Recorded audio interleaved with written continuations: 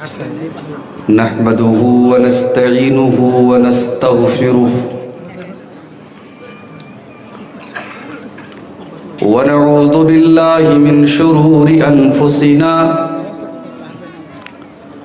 ومن سيئات أعمالنا من يهده الله فلا مضل له ومن يضلل فلا هادي له وأشهد أن لا إله إلا الله وحده لا شريك له وأشهد أن محمدًا عبده ورسوله يا أيها الذين آمنوا اتقوا الله حق تقاته ولا تموتن إلا وأنتم مسلمون يا أيها الناس اتقوا ربكم الذي خلقكم من نفس واحدة وخلق منها زوجها وبث منهما رجالا كثيرا ونساء واتقوا الله الذي تساءلون به والأرحام إن الله كان عليكم رقيبا يا أيها الذين آمنوا اتقوا الله وقولوا قولا سديدا يصلح لكم أعمالكم ويغفر لكم ذنوبكم ومن يطع الله ورسوله فقد فاز فوزا عظيما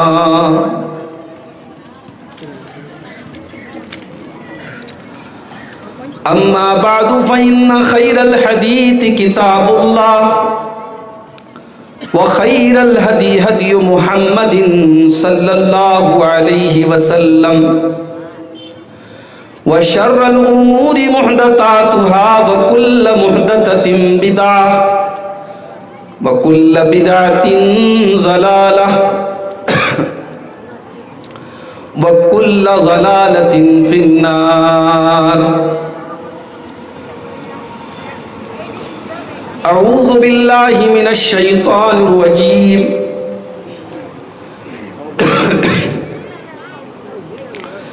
بسم الله الرحمن الرحيم ليس البر أن تولوا وجوهكم قبل المشرق والمغرب ولكن البر من آمن بالله واليوم الآخر والملائكة والكتاب والنبيين وآتى المال على حبه ذوي القربى واليتامى والمساكين وابن السبيل والسائلين وفي الرقاب وأقام الصلاة وآتى الزكاة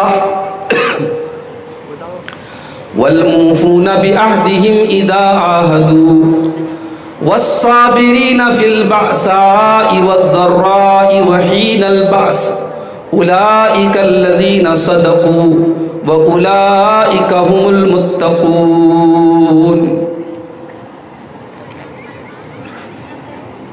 اسٹیج کے اوپر उपस्थित उलमाए किराम, मोहतरम बुजुर्गों, नौजवान साथियों, पर्दानशीन माँ और बहनों, प्यारे बच्चों, 2 दिन से सर्दी ज़ुकाम ने ऐसा जकड़ा हुआ है کہ تقریر کرنا مشکل ہو رہا ہے، مگر اب مسئلہ یہ ہوتا ہے پروگرام اگر کہیں دے دو اور جلسے میں آپ کا نام اشتہار میں آ گیا اور اگر ہم کسی مجبوری کی وجہ سے بھی نہ پہنچ پائیں تو اس میں جو وقتہ ہوتا ہے، جو مقرر ہوتا ہے، وہ تو بدنام ہوتا ہی ہوتا ہے، جو جلسہ کرانے والے جو آرگنائزر ہوتے ہیں، جو اس کا انتظام کرنے والے ہوتے ہیں، لوگ ان کو بھی بہت برا بھلا بولتے ہیں کہ صاحب انہوں نے عبدالغفار صاحب کا نام دے دیا، وہ نہیں آئے۔ اب اس میں ہم لوگوں کی مجبوری ہو جاتی ہے، بخار ہے، کھانسی آ رہی ہے، بول نہیں پا رہے ہیں، لیکن آنا ہے آپ کو۔ بہرحال اگر میں آپ کے سامنے آیا ہوں تو یہ بھی اللہ تعالیٰ کی توفیق ہے میرے بھائی۔ کتنے لوگ اپنے گھر میں بیٹھ کر کے موبائل پر فلمیں دیکھ رہے ہوں گے، سیریل دیکھ رہے ہوں گے، گانا سن رہے ہوں گے۔ اگر ہم اور آپ آج اس پنڈال کے نیچے بیٹھ کر کے قرآن سن رہے ہیں، حدیث سن رہے ہیں، اللہ کی بات سن رہے ہیں، رسول کی بات سن رہے ہیں، تو ضرور اس میں اللہ تعالیٰ نے ہم کو اس لائق سمجھا ہے، تب تو ہم یہاں آئے۔ اللہ تعالیٰ سب کو دین کی بات سننے کی توفیق نہیں دیتا ہے، یہ بات سمجھ لیجئے، آپ نوٹ کر لیجئے، جلسہ کرانے والے بھی یہ بات سمجھ لیں۔ ہم سمجھتے ہیں ہم نے چندہ دے دیا جلسہ ہو گیا، نہیں صاحب، آپ کے چندہ دینے سے جلسہ نہیں ہوتا ہے۔ جلسہ اس لیے ہوتا ہے کہ اللہ تعالیٰ آپ کے ذریعے کام لے رہا ہے، اللہ تعالیٰ آپ کو توفیق دے رہا ہے کہ آپ اتنا بڑا پروگرام کریں، عورتوں کو بلائیں، مردوں کو بلائیں، بنارس سے عالم آ رہے ہیں، بنگلہ دیش سے آ رہے ہیں، بنگال سے آ رہے ہیں، تقریر کر رہے ہیں، قرآن سنا رہے ہیں، حدیث سنا رہے ہیں۔ ہزاروں لوگوں میں اگر ایک آدمی بھی سدھر گیا، ایک آدمی نے شراب پینا بند کر دیا، ایک آدمی نے زنا کرنا بند کر دیا، ایک بے نمازی ہو گیا، اللہ کی قسم آپ کا جلسہ کامیاب ہو گیا، آپ کی محنت کامیاب ہو گئی، آپ کی کوشش، آپ کی چیشٹا، آپ کا پریتن یہ ویرتھ نہیں جائے گا، یہ بیکار نہیں جائے گا میرے بھائی۔ اللہ سے میں دعا کرتا ہوں، ہم یہاں آئے ہیں، اللہ نے بلایا ہے، اللہ نے توفیق دی ہے، اللہ ہمارے آنے کو، ہمارے جمع ہونے کو، ہمارے بیان کرنے کو، ہمارے سننے کو قبول فرما لے۔ میرے بھائیوں، اس وقت ہم بالکل شعبان کے مہینے کے آخری پوائنٹ پر چل رہے ہیں۔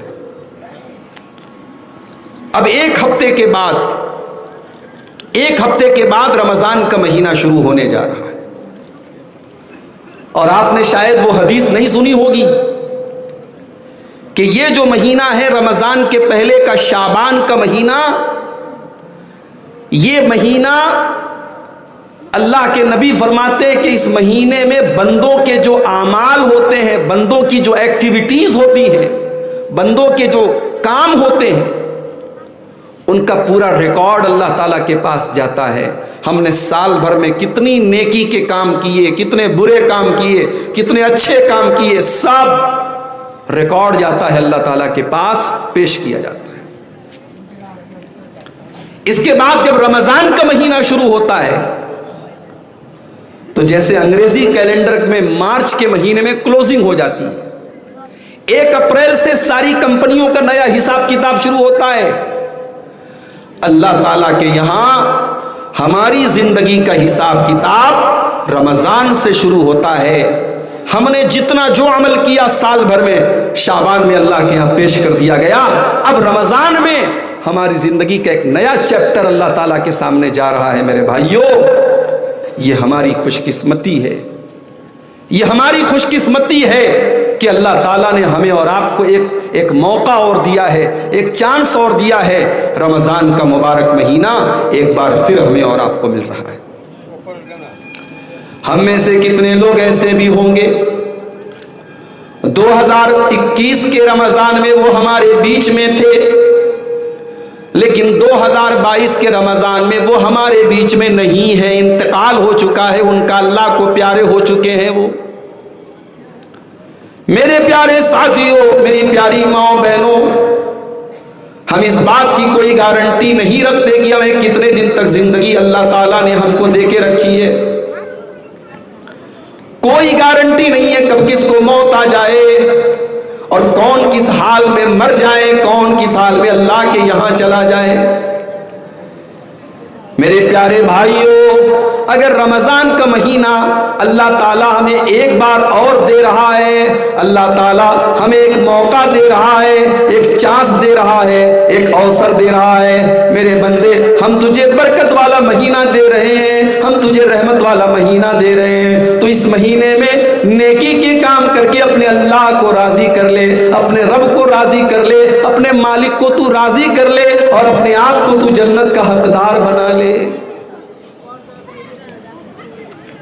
رمضان کا مہینہ آ جائے، اس کے بعد بھی اگر مسجدوں میں نمازیوں کی تعداد آپ کو نظر نہ آئے، رمضان کا مہینہ آ جائے، اس کے بعد بھی اگر شراب کی پینے والے شراب پیتے رہیں، غلط کام کرنے والے غلط کام کرتے رہیں، میرے پیارے بھائیوں، اس سے بڑا بد نصیب کوئی نہیں ہے، اس سے بڑا بد نصیب کوئی نہیں ہے۔ ایسے انسان کے بارے میں اللہ کے پیارے نبی نے بد دعا کی ہے، بد دعا کی ہے، بد دعا۔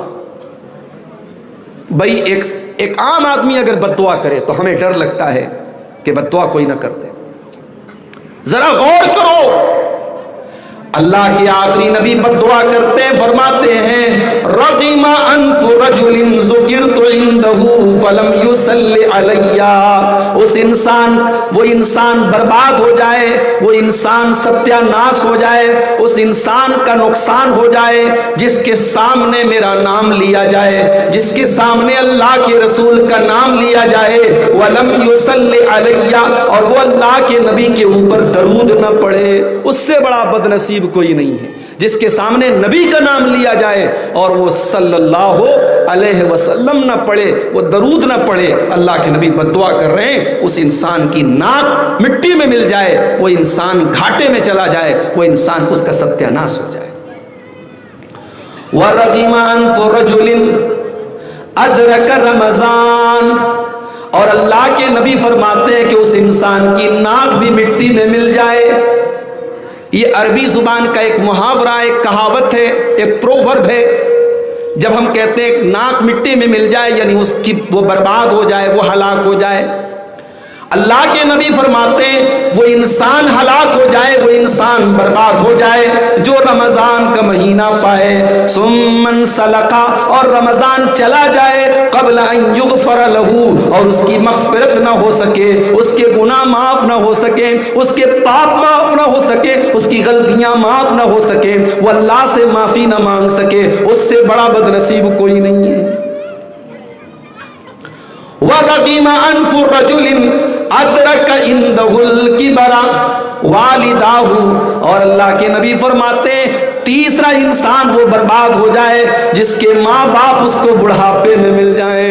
او لوگو، آج بوڑھے ماں باپ اگر آپ کو مل گئے، آپ اس کو اپنے حق میں برا نہ سمجھیے، اللہ تعالیٰ نے آپ کو بوڑھے ماں باپ کی خدمت کا موقع دیا ہے۔ ذرا جا کر کے ان سے پوچھو جن کے ماں باپ دنیا سے چلے گئے، جن کی ماں دنیا سے چلی گئی، جن کے باپ دنیا سے چلے گئے، آج وہ ترستے ہیں ان کی ماں ان کو مل جائے، وہ اپنی ماں کی سیوا کر لیں، ان کا باپ ان کو مل جائے، وہ اپنے باپ کی سیوا کر لیں۔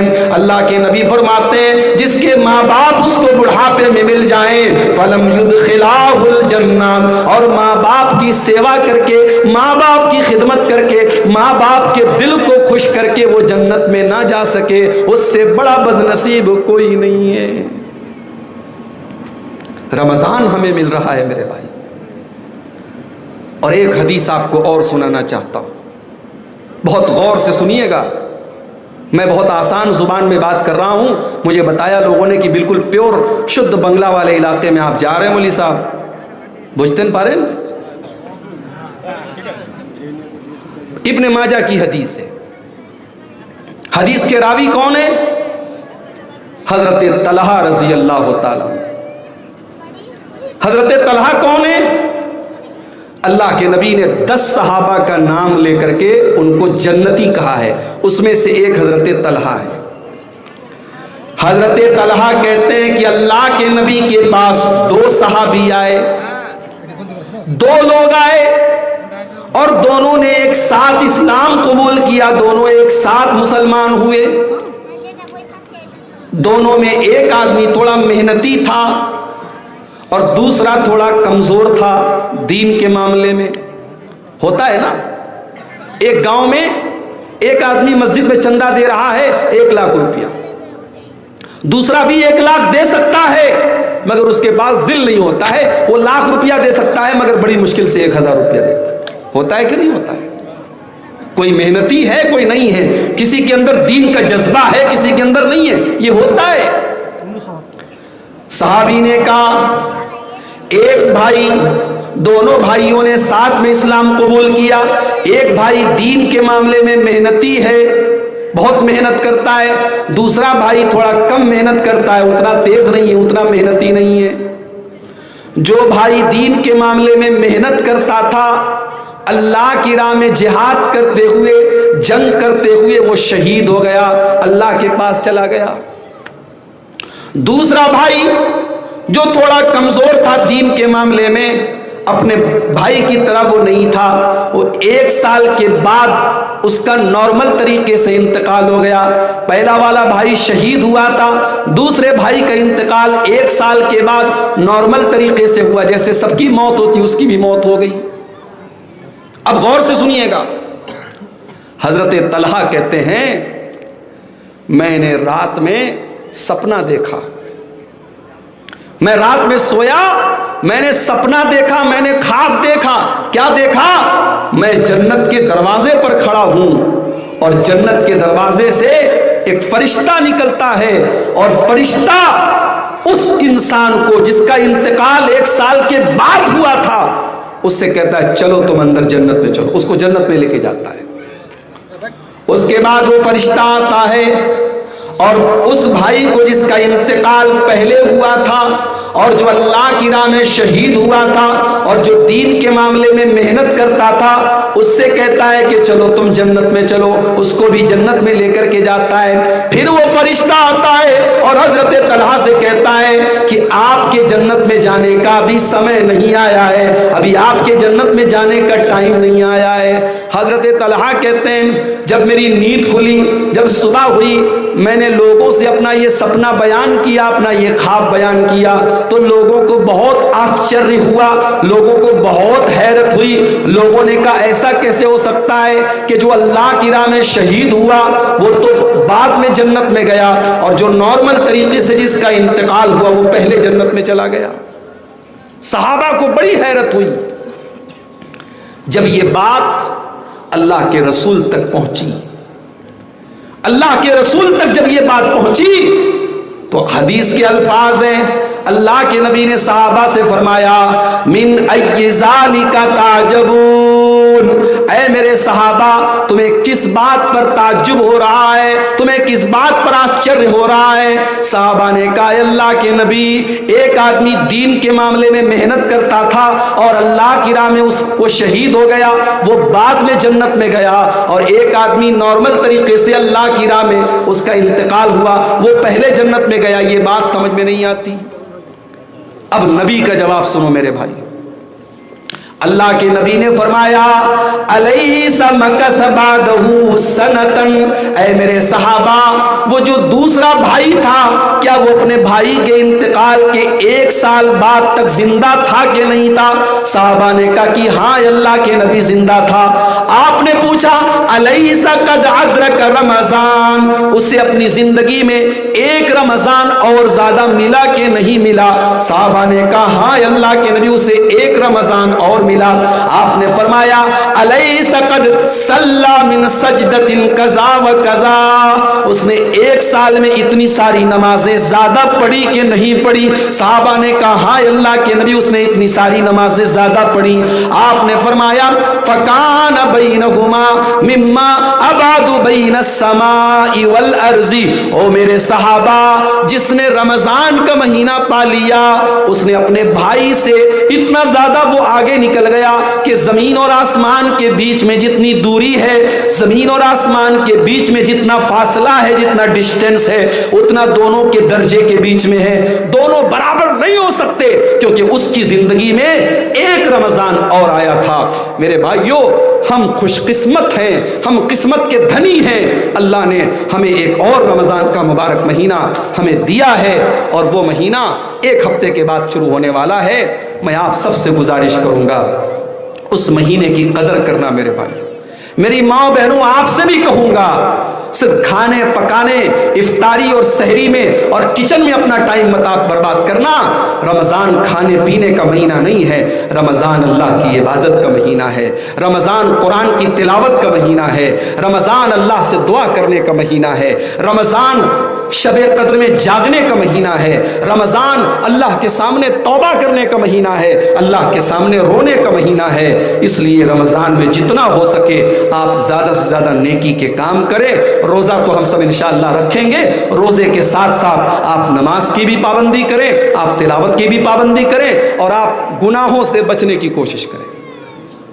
بھئی روزہ کا مطلب کیا ہوتا ہے؟ روزہ کو عربی میں کیا کہتے ہیں؟ صوم۔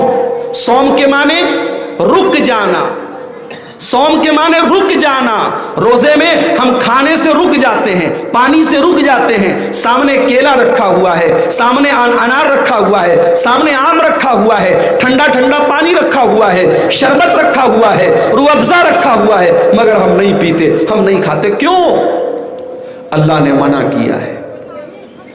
دن کا ٹائم ہے، بیڈ روم میں بیوی کے ساتھ بستر پہ سوئے ہوئے ہیں، بیوی جائز ہے، حلال ہے، لیکن رمضان میں روزے کی حالت میں آپ بیوی کے قریب نہیں جا سکتے۔ کون سی طاقت ہے جو بیوی کے قریب جانے سے ہمیں روک رہی ہے، کھانے سے ہمیں روک رہی ہے، پانی سے ہمیں روک رہی ہے؟ میرے پیارے بھائیو، وہ اللہ کا ڈر ہے جو ہمیں روک رہا ہے۔ تو جو اللہ کے ڈر سے ہم روزے کی حالت میں کھاتے نہیں ہیں، پیتے نہیں ہیں، بیوی سے سمبند نہیں بناتے ہیں، اسی اللہ کے ڈر سے اپنی زبان کی بھی حفاظت کرنا۔ میری ماں بہنوں، روزے کی حالت میں غیبت مت کرنا، چغلی مت کرنا، جھوٹ مت بولنا۔ میرے بھائیو، روزے کی حالت میں موبائل پر فلمیں نہ دیکھنا، موبائل پر سیریل نہ دیکھنا، موبائل پر ننگی تصویریں نہ دیکھنا، گندی چیزیں نہ دیکھنا۔